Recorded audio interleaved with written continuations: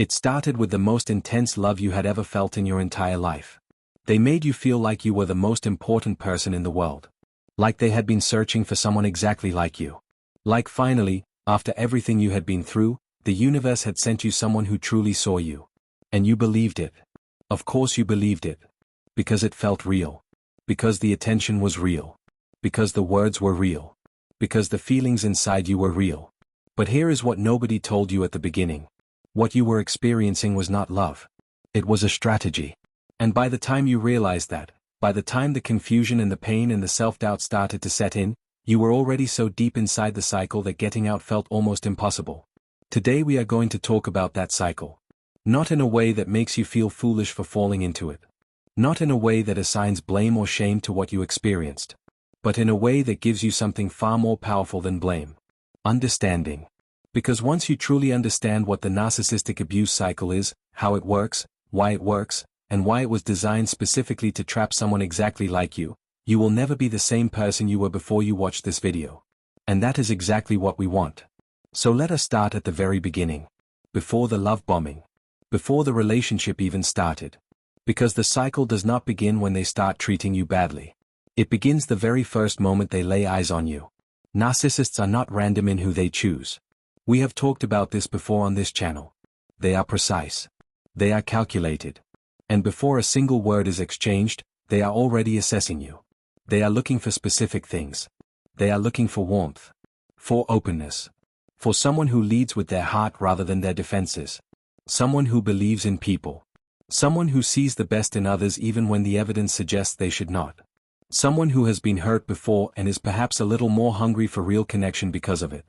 They are looking for someone with a deep capacity to love. And when they find that person, when they identify someone who has everything they need, they begin. The first phase of the narcissistic abuse cycle is what psychologists call love bombing. And love bombing is unlike anything most people have experienced in a normal relationship. In a healthy relationship, love and connection develop gradually. Two people get to know each other slowly. Trust is built over time through consistent actions. Vulnerability is shared carefully as the relationship earns it. Affection deepens as genuine understanding grows. Love bombing is the complete opposite of all of that. Love bombing is an overwhelming, immediate, total flood of attention, affection, admiration, and connection that bypasses all of your normal defenses and goes straight to the deepest part of you that has always wanted to be truly seen and truly loved. It is intensity without time. Intimacy without history. Certainty without evidence. They text you constantly. They want to know everything about you. They remember every small detail you share and bring it up later in ways that make you feel uniquely understood. They make grand gestures. They say things that feel almost too good, almost too perfectly matched to exactly what you needed to hear, but you push that thought aside because the feeling is so good. They tell you early that they have never felt this way before. That you are different. That what you have together is rare. That they cannot imagine their life without you even though you have only known each other for weeks. And something inside you lights up. Because that something inside you has been waiting for exactly this. Has been hoping for exactly this. Has perhaps been told so many times before that you were too much, or not enough, or that love like this did not exist, and now here it is. Standing in front of you. Choosing you. Of course you open your heart. Of course you let them in. That is what love bombing is designed to do. It is not random intensity. It is a calculated process of creating emotional dependency before the relationship has had time to be evaluated clearly. Think about what it does to your psychology in those early weeks and months. You become dependent on the feeling they give you. The constant attention, the constant validation, the constant feeling of being chosen and cherished, it becomes your new normal. Your nervous system adjusts to it. Your brain begins to associate them with safety, with joy, with the very best version of your life. And this is critically important to understand because it explains everything that comes after. When someone becomes associated with safety and joy at a neurological level, losing them feels like losing safety and joy itself. Not just losing a person. Losing a feeling. Losing a state of being that your entire nervous system has become dependent on. The love bombing phase does not just make you fall in love with them. It rewires your nervous system to need them. And that rewiring is the foundation that everything else in the cycle is built on. Now during the love bombing phase something else is also happening that most people do not notice until much later. They are gathering information. Every personal detail you share, your fears, your wounds, your childhood, your past relationships, your insecurities, your dreams, your values, all of it is being catalogued. Not because they care, but because they are building a map. A map of exactly who you are, what you need, what you fear, and where you are most vulnerable.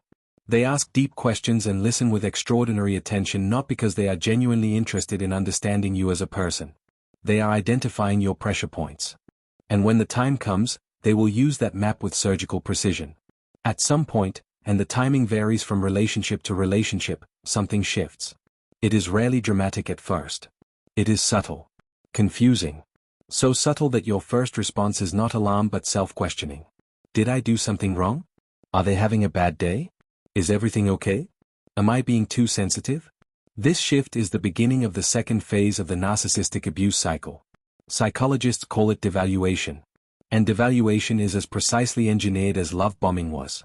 Except instead of flooding you with everything you need, it begins to systematically take it away. The attention that was constant becomes unpredictable. Sometimes they are warm and present, just like before, and your heart floods with relief. And then without warning they pull back again. They go cold. They are critical. They are distant. They are somewhere else even when they are standing right next to you. And you spend enormous amounts of mental and emotional energy trying to figure out what changed. Trying to get back to the way things were. Trying to find the version of the relationship that felt so good and hold on to it. This is not an accident. This pattern, warmth followed by coldness followed by warmth, is called intermittent reinforcement. And it is one of the most psychologically powerful forces in human behavior. When a reward is given randomly and unpredictably rather than consistently, the brain actually becomes more obsessed with obtaining it. Not less. It is the same psychological mechanism that makes gambling addictive. The slot machine that pays out sometimes is far more compelling than the one that always pays or never pays. Because the unpredictability keeps you engaged. Keeps you trying. Keeps you believing that the next pull of the lever might be the one. The narcissist becomes your slot machine. Sometimes you get the warmth. The connection. The version of them that made you fall in love. And your brain lights up with relief and joy and the desperate hope that this is real, that this is back, that everything is okay again. And then it is gone again. And you go back to trying to figure out what you did wrong. Back to walking on eggshells. Back to monitoring their mood constantly, reading every expression and every silence and every change in tone, trying to predict when the warmth will return and what you need to do to make it come back. You are no longer yourself. You are a system entirely organized around them. This is what the devaluation phase does. It does not just make you feel bad. It restructures your entire inner life around the project of managing them, pleasing them, and trying to return to the feeling of the love-bombing phase that your nervous system is now addicted to. And while all of this is happening, while you are increasingly destabilized and focused entirely on them, the criticism begins. It starts small. A comment about the way you said something. A joke at your expense that felt a little too sharp.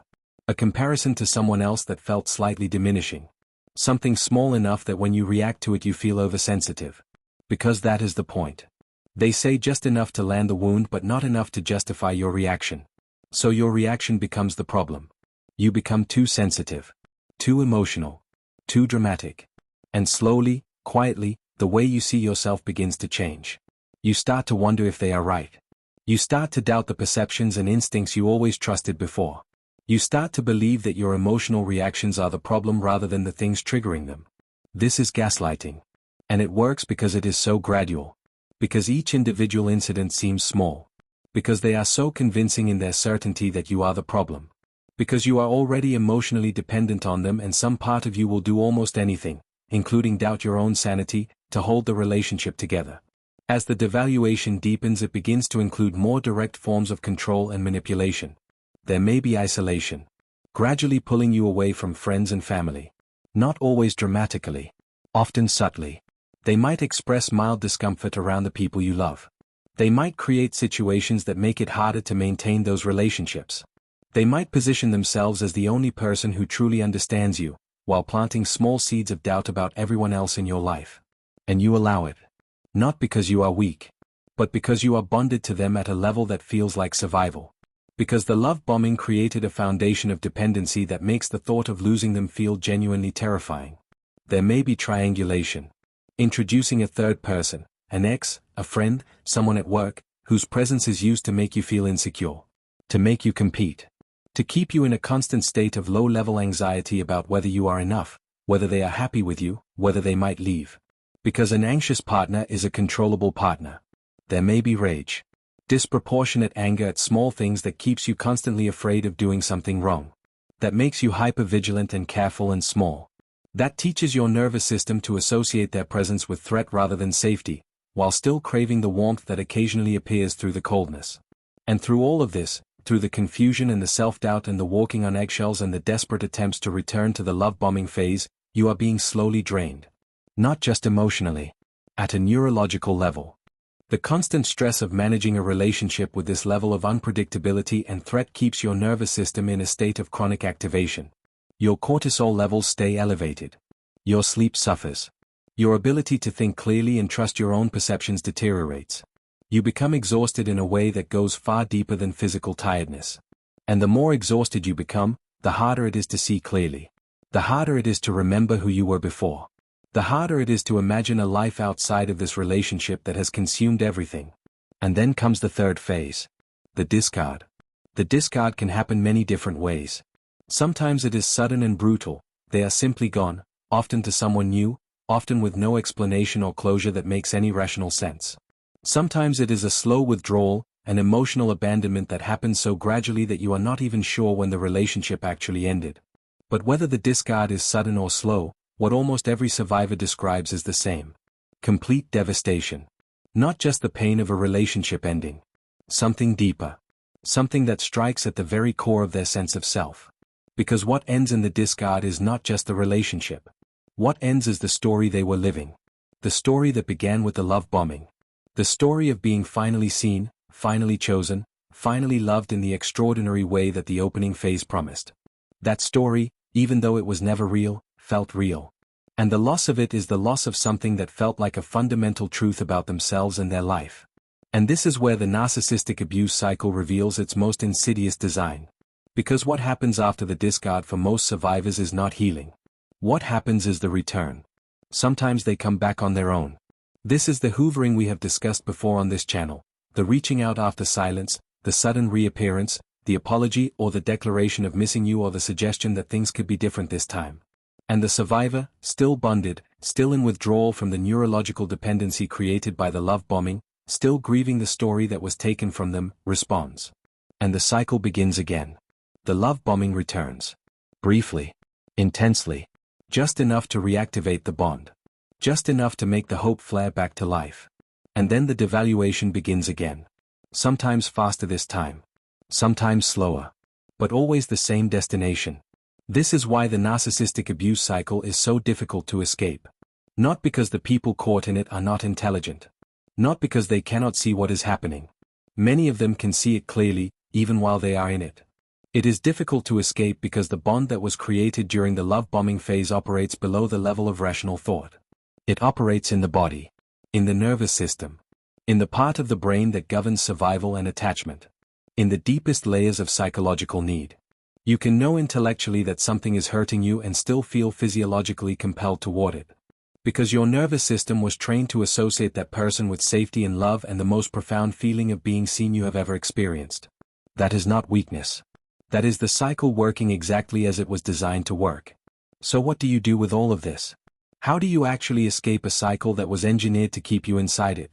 The first thing you need to understand is that escaping the narcissistic abuse cycle is not primarily an intellectual process. You cannot think your way out of a neurological bond. You cannot simply decide to stop feeling what you feel. Cannot simply remind yourself often enough that they are bad for you and have that reminder override the craving that fires in your nervous system when you think about them or when they reach out. Understanding the cycle is necessary. But understanding alone is not enough. What is also required is what psychologists call nervous system regulation. The deliberate and consistent work of teaching your nervous system that it is safe without them.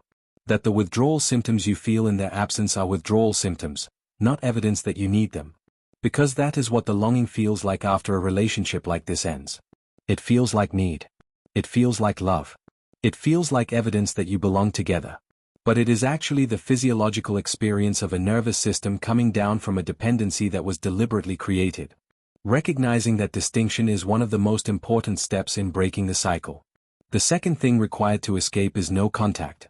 Or if circumstances make true no contact impossible, the closest approximation of it you can manage. No contact is not a punishment for them. It is protection for you.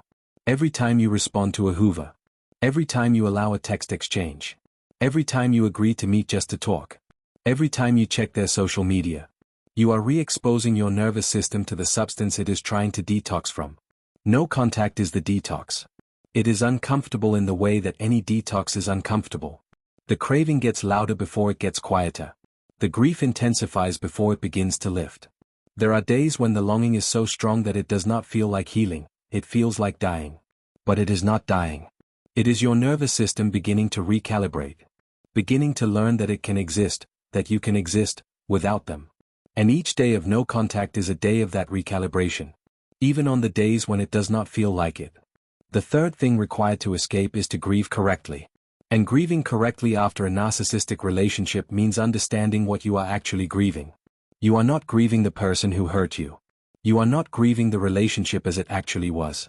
You are grieving the relationship you thought you were in. The person you thought they were. The story that began with the love bombing and was never completed. The future you imagined with someone who, in the form you imagined them, never actually existed. That is a real loss. It deserves real grief. But it is also a grief that has a ceiling. Because you cannot grieve something that was never real for the same length of time that you would grieve something that was genuinely taken from you. Once you understand that what was lost was a story, a constructed fiction designed to bind you, the grief begins to have an endpoint in a way it did not before. You are not mourning a love that was real and ended. You are mourning the love that you deserved and did not receive. And that distinction matters enormously. The fourth thing required is to rebuild your relationship with your own perception.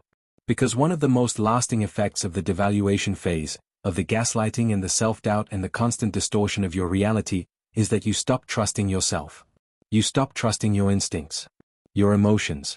Your reading of situations and people. Your sense of what is real and what is not. And rebuilding that trust is not quick. It cannot be rushed. But it is absolutely possible. It starts with small things. With practicing listening to what your body tells you. Noticing when something feels off and honoring that feeling rather than rationalizing it away. Noticing when something feels safe and allowing yourself to relax into that rather than waiting for the threat. Your intuition was not destroyed by what you went through. It was suppressed. And every time you listen to it, every time you trust the small quiet signal it sends before you have had a chance to talk yourself out of it, you are rebuilding the connection to yourself that the cycle was designed to sever. The fifth thing, and perhaps the most important of all, is to find support. Not because you cannot do this alone. But because healing from a narcissistic abuse cycle in isolation is profoundly harder than healing with even one other person who truly understands what you went through. A therapist who specializes in trauma and narcissistic abuse. A support group of survivors. A friend or family member who can hold space without judgment. Any combination of these. Because part of what the cycle does, through the isolation and the gaslighting and the restructuring of your entire world around the narcissist, is make you feel completely alone in your experience. And you are not alone. The patterns we have described in this video are experienced by millions of people. The love bombing that felt uniquely tailored to you. The devaluation that felt like your fault. The discard that felt like the end of the world. The pullback toward the cycle after it ended. All of it is a recognizable, documented, deeply human response to a specific type of psychological manipulation. You were not uniquely vulnerable. You were not uniquely foolish. You were human. And someone with knowledge of how to exploit that humanity chose to exploit it. That is not your failure. That is their choice. And here is what I want to leave you with today. The narcissistic abuse cycle is designed to feel inescapable. It is designed so that every exit feels blocked. Every attempt to leave is met with a new phase of love bombing that resets the dependency. Every moment of clarity is followed by a wave of longing that makes the clarity feel unreliable. But people escape it every single day. Not because they suddenly stopped caring. Not because the feelings disappeared overnight. Not because they found some secret strength that other survivors do not have. They escaped it because they kept going. 1 day at a time. 1 hour at a time. Sometimes 1 minute at a time. They escaped it because they found the information that helped them name what was happening to them. Because naming something takes away some of its power. They escaped it because they found even one other person who believed them. Who did not ask why they stayed. Who did not minimize what they went through. Who simply said, I understand. And I see you. If you are inside the cycle right now, I want you to hear this. What is happening to you is not love. What is happening to you is a strategy. A cycle. A recognizable pattern that has a beginning and a middle and an end. And the end, when you reach it, is not just surviving. The end is becoming someone who knows things about themselves, about people, about love, and about their own extraordinary resilience that they could not have known any other way. You are not trapped. You are in the middle of something that will eventually be behind you. And the person on the other side of this cycle is waiting for you. They have been waiting patiently through all of it. Keep going. Subscribe to this channel because every week we go deeper into the psychology of narcissistic abuse, healing, and reclaiming the life that was taken from you. And remember, you understanding what is happening to you is not small. It is the beginning of everything.